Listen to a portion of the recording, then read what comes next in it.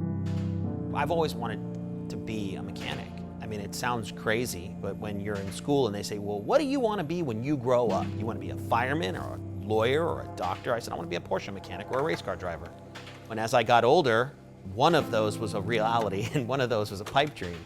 The Porsche mechanic part was the reality.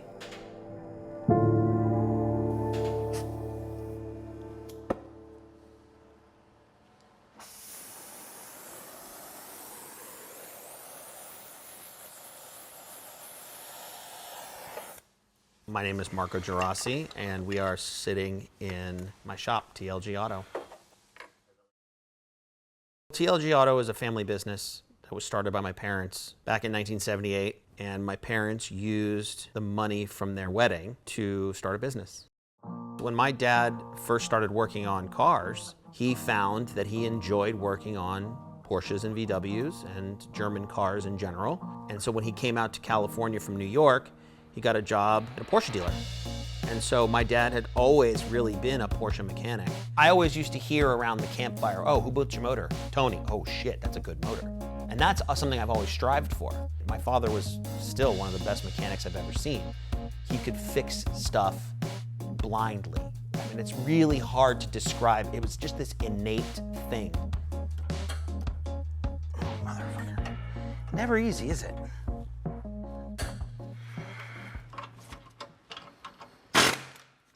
What do we do within these walls? We service and maintain Porsche cars across all generations. We do motors, transmissions, suspension, brakes. What is it about Porsche? They're ubiquitous. We live in Los Angeles, which has the highest per capita Porsche of anywhere in the world.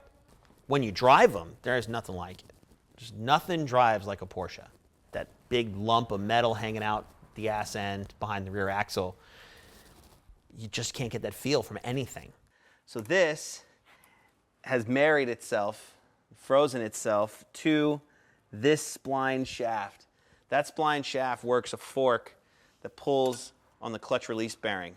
And so then I had to take out this crossover pipe, which was not easy in and of itself because it required, well, they were rusted. All the nuts and bolts were rusted, so I had to get the air chisel and a hammer and a pry bar. So now the next step is pull the clutch and flywheel off the back of the motor, put the motor on a stand, and let's tear this motherfucker apart. I'm taking the motor and transmission out of an '86 Carrera to do an engine rebuild because it has a rod knock. The owner found the car and he drove the car and he ran the car out of oil, and he came to us one day and he says, yeah, I think my car's low on oil. It was like 8 quarts later. We're like, well, good luck. And then one day the clock ran out and he called me and he said, my car's making a funny sound. And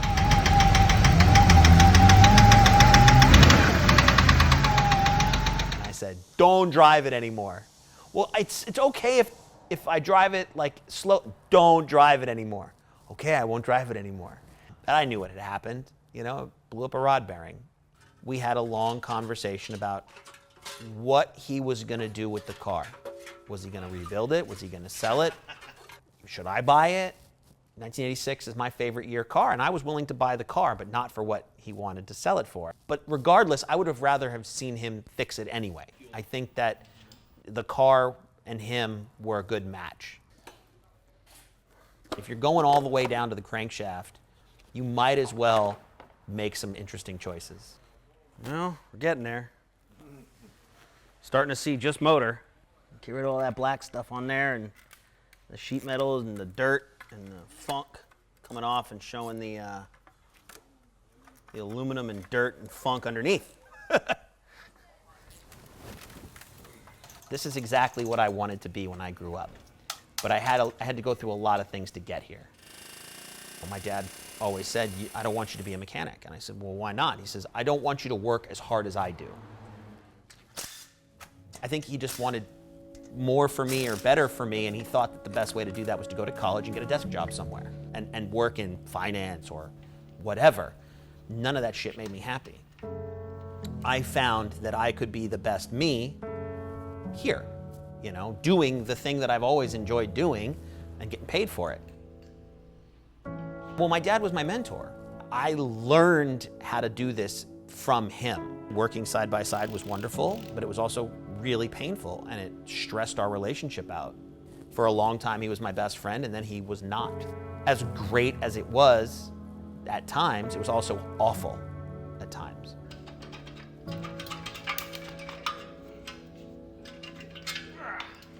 There's a lot of things that my dad taught me, a lot of processes and information, but you have to make it your own. There are things that I do that are easier for me, that he used to yell at me for doing because they weren't easy for him.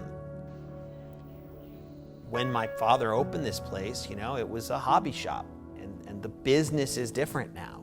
This is a much more serious business than that was. Doesn't mean it was any better or worse than it is now. It's just different, and I think that's okay. You know, it's growth and change. I have a specific idea of what I want this place to be, a specific goal that I want to meet, specific business that I want to run. Today I'm assembling a 3.45 liter engine. So basically it started as a 3.2, and we're putting a long stroke crank and a big bore set of pistons and cylinders in it. 1986, Porsche got everything right. They really got it right. The interior of the car, the tactile, you know, buttons and switches for a stock car, this is pretty much as good as it gets. I really think that the feel of the car comes from that gearbox. After my dad died, I got a tattoo of a Stawley wrench on my arm. For me, it's a reminder of my dad. I was helping my dad one day, and he says, "Hand me a 13 wrench." So I said, okay, you know. So I go and I grab the first wrench and I see in the toolbox, and it happened to be a Snap-on or a Matco or something. I gave it to him and he got fucking mad. He's like, "I didn't fucking ask for this piece of shit. I asked for a 13 wrench, and when I say 13, I'm talking about a Stawley wrench," and he almost threw it back at me. So, ever since then, that was the only wrench I really used. The 13 millimeter Stawley wrench is the most used wrench in my toolbox. It is the most used wrench that was in my father's toolbox, and it reminds me of him. It's a nice reminder every day of where I came from and where I'm going. Everything from here on out is pretty standard 911 Carrera. We've upgraded the fuel lines because they were original. I put a bigger throttle body on it. The reason I do this is because I want people to be happy. If every time this guy hits the key and drives to work or drives to wherever, to nowhere, just gets in and drives, you know, if he's happy with the job, if he enjoys the car, then I'm happy and it's all worthwhile. Growing up in these cars, I see it as a time machine. I get in it and I smell the smells and I listen to it, and it reminds me of when I was 5. The car was your escape from your home. When you turn 16, 17, 18, you got that driver's license, it's like, I'm fucking out of here, man. The road represented this like infinite possibility. The best thing about these cars is they're made to be disassembled and rebuilt and put back together again. These will outlive all of us. The new cars are not made that way. They're made to be used up and thrown away. Today's cars are better in a lot of ways than the old cars. They're safer, they're faster, they're more comfortable, but I don't believe they have the staying power. They're not built the same.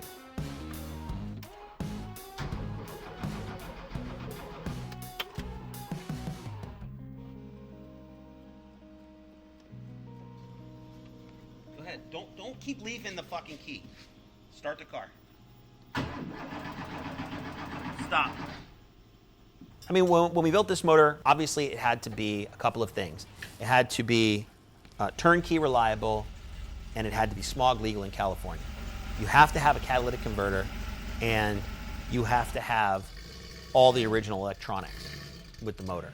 And so that was extremely important. We increased the size from 3.2 liters to 3.45 liters. How do you do that? You do that with a longer arm crankshaft, right? So you have a longer stroke and a bigger bore. We took this engine apart and did what we did because it had to be apart, but we saw it as an opportunity. So we took the opportunity and we ran with it. And the end result speaks for itself.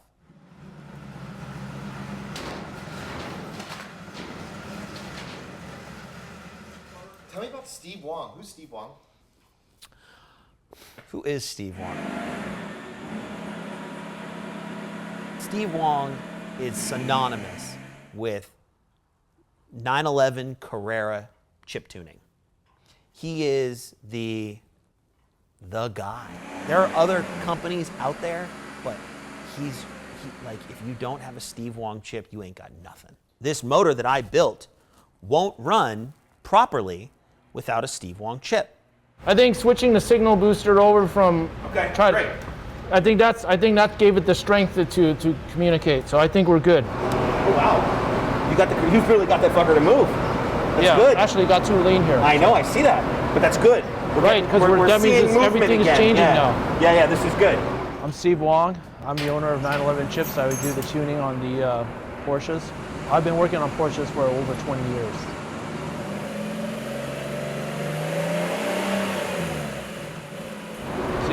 Look at the numbers. It's right at 12.9. No, it's beautiful. That's what I'm targeting. It's a beautiful number. So what we started with is we dialed in the air-fuel ratios, and what we're targeting is air-fuel ratio that is, depending on the RPM point, between 13.4 and 12.8 for maximum power and longevity of the motor. And then we adjust the ignition timing based on the type of fuel we're using, which I assume in this case is 91 California octane, and also based on the compression of the motor, both statically and dynamically.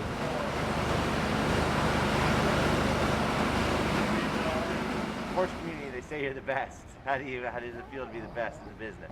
Well, I don't know. I just try to do my best. So whether I'm the best or not, I don't know. That's just the way I've always been doing things, because by education and training, I'm an engineer, so I'm OCD about things being precise. There's no gray area. It's just black or white.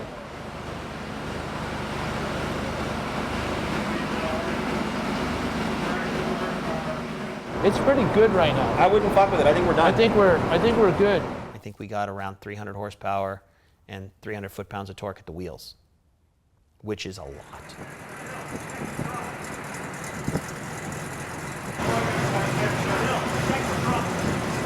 What do I add to the world? There are people out there saving lives. There are people out there running countries. There are people out there building things that'll last for generations.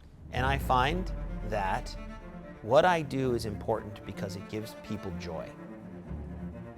If this thing that we do can give people temporary relief from the day-to-day, I think it's important to give them that escape. I put more and more of myself into everything I do as every day goes by. I always try to grow and improve. And it's never just routine. I ask my clients to trust me, to truly believe that the things I'm telling them are in their and their car's best interests. And I'm really proud of the work. And that's important to me. If I'm not proud of it, I don't want to do it. If I'm not having fun with it, I don't want to do it. If I can be proud of it, then I know the client's going to be happy with it. I'm very happy with the results on the car, very happy with the thing. But I had a great experience making friends with the client. I know he'll be back. We're not just a business relationship, we're friends. We take a little longer, we work a little harder, but I think we don't just fix the cars, we fix the people.